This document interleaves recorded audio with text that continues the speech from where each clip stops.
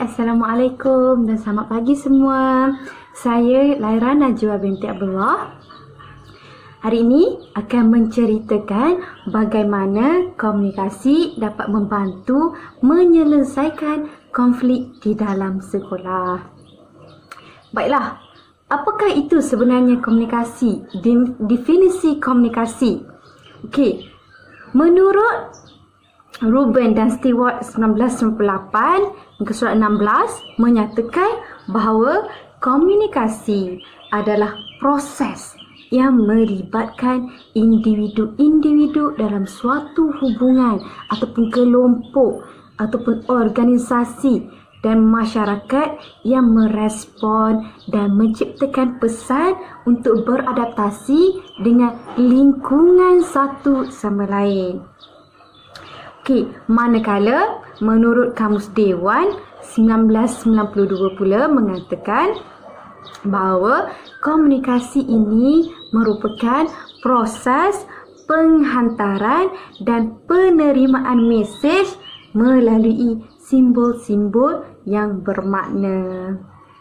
Okey, definisi konflik pula. Apa itu konflik sebenarnya?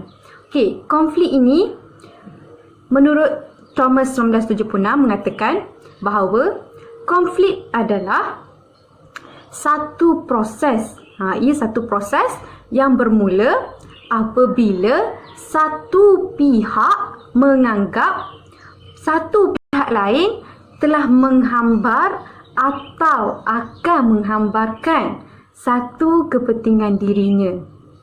Okey, sebenarnya konflik ini berasal daripada perkataan bahasa Inggeris iaitu C-O-N-F-L-I-C-T, konflik. Okey, menurut Dictionary of Contemporary English, konflik bermaksud to be in a position to another or each other. Okey, dari sudut bahasa pula, konflik digunakan sebagai satu istilah dalam sains sosial untuk menunjukkan keadaan tidak setuju atau bertentangan di antara individu ataupun kumpulan dalam sesebuah masyarakat. Okey. Isu-isu pencetus konflik, isu-isu yang menyebabkan terjadinya konflik. Okey, terdapat 3 isu. Yang pertama, tidak setuju dengan maklumat ataupun tujuan yang telah dikemukakan oleh seseorang. Yang kedua, tidak setuju dengan cara seseorang melakukan tugas. Dan yang ketiga adalah tidak setuju dengan suatu keterangan ataupun fakta yang telah diberikan oleh seseorang. Baiklah, seterusnya adalah petunjuk konflik. Bagaimana kita nak kenal konflik ni? Mesti ada petunjuknya. Iaitu yang pertama, tidak memberi kerjasama antara satu sama lain ataupun dalam sesebuah kumpulan. Okey? Yang kedua, rendah kemahiran mendengar atau memang tak nak dengar pendapat orang lain. Okey, yang ketiga iaitu kekurangan kemahiran berbincang secara terbuka. Okey, kesan buruk konflik di sekolah akibatnya jika berlaku konflik ini di dalam sekolah. Apa yang akan terjadi sebenarnya? Yang pertama, keadaan menjadi lebih kusut di mana guru-guru ataupun komuniti di dalam sekolah tidak boleh bekerjasama antara satu sama lain untuk menjayakan sesuatu program yang telah dianjurkan oleh pihak sekolah. Yang kedua, timbulnya kekecewaan dan sikap negatif terhadap lawan. Sebagai contoh, guru memandang serong terhadap guru-guru lain. Dan yang terakhir adalah menutup peluang komunikasi antara satu sama lain. Di mana guru-guru itu sendiri ataupun komuniti di dalam sekolah, staf-staf dan pekerja tidak boleh bertegur antara satu sama lain. Okey? Tak nak bertanya khabar sebagai contoh. Tak nak membantu kerja-kerja yang sepatutnya diselesaikan di dalam kumpulan dan diselesaikan secara bersama. Okey, seterusnya adalah konflik dalam komunikasi. Terjadi disebabkan oleh 4 faktor. Faktor yang pertama adalah membuat keputusan tanpa berfikir panjang. Yang kedua adalah kepelbagaian makna.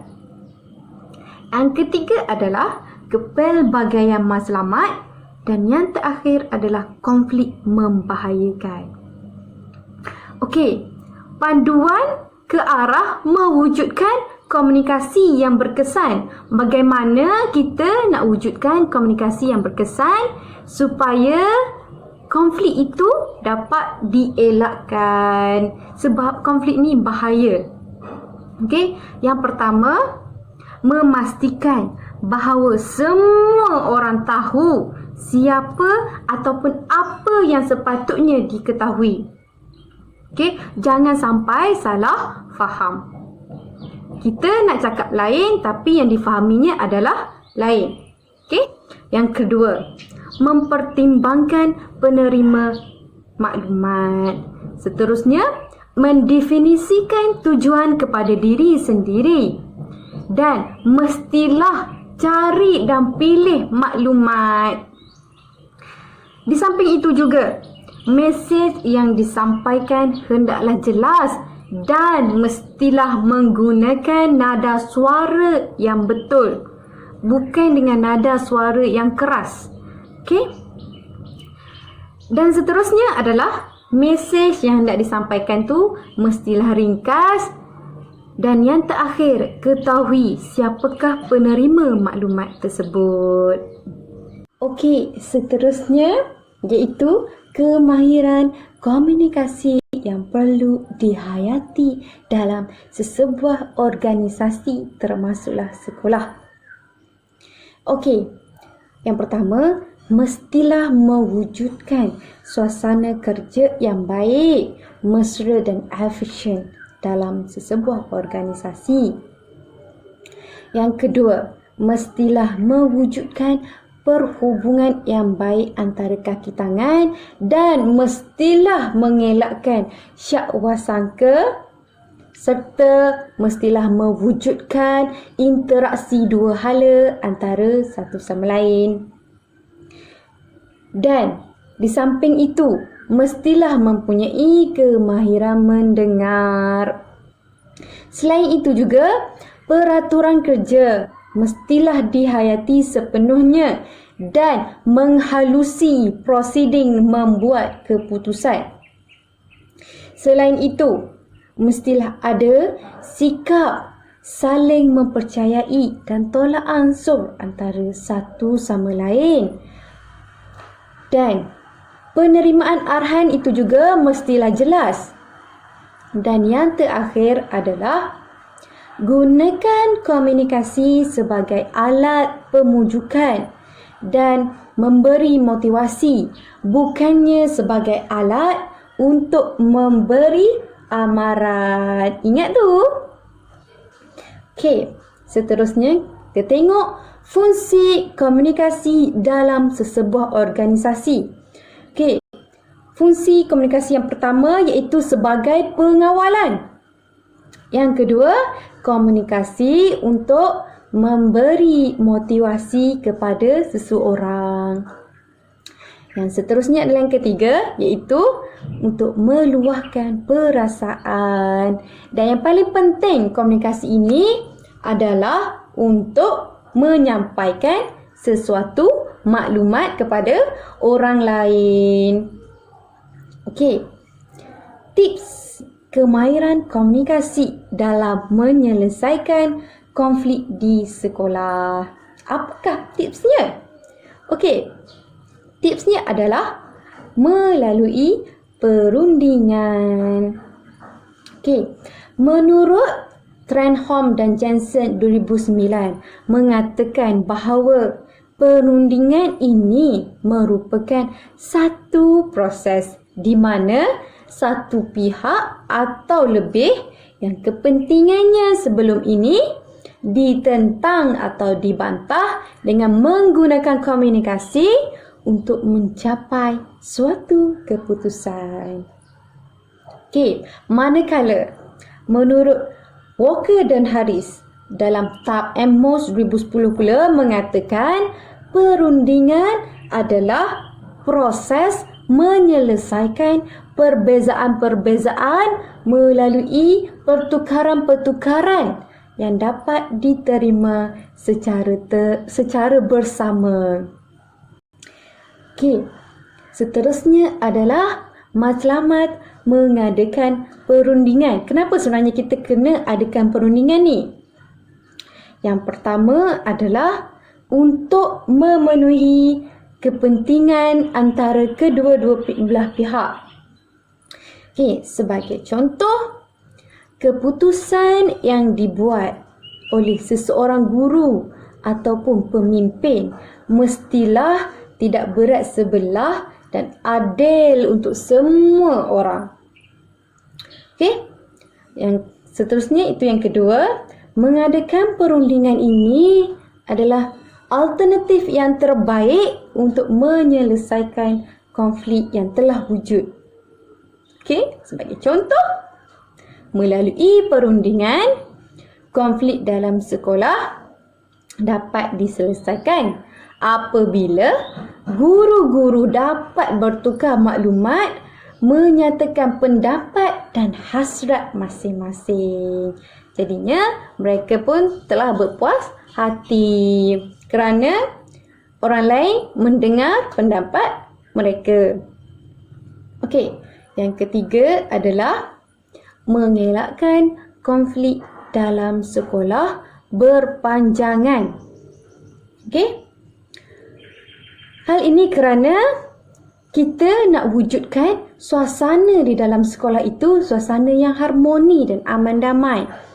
Semua orang boleh bertegur sapa antara satu sama lain. Tidak kira yang tua ataupun yang muda. Saling menghormati antara satu sama lain. Okey, sebagai kesimpulannya, konflik terjadi di dalam suatu organisasi di mana-mana sahaja, termasuklah sekolah, disebabkan oleh komunikasi yang kurang berkesan antara satu sama lain. Okey? Jadi, komunikasi yang berkesan mampu mengelakkan konflik atau perselisihan faham itu menjadi lebih teruk. Okey? Terdapat pelbagai kaedah yang boleh dilakukan untuk membina komunikasi yang berkesan. Dan komunikasi yang baik akan membawa kepada suasana yang aman dan harmoni di dalam sesebuah organisasi termasuklah sekolah. Jadi, marilah kita sama-sama wujudkan komunikasi yang berkesan bagi mengelakkan konflik di dalam tempat kerja termasuklah sekolah. Itu sahaja daripada saya. Sekian, terima kasih. Assalamualaikum. Bye. Jumpa lagi.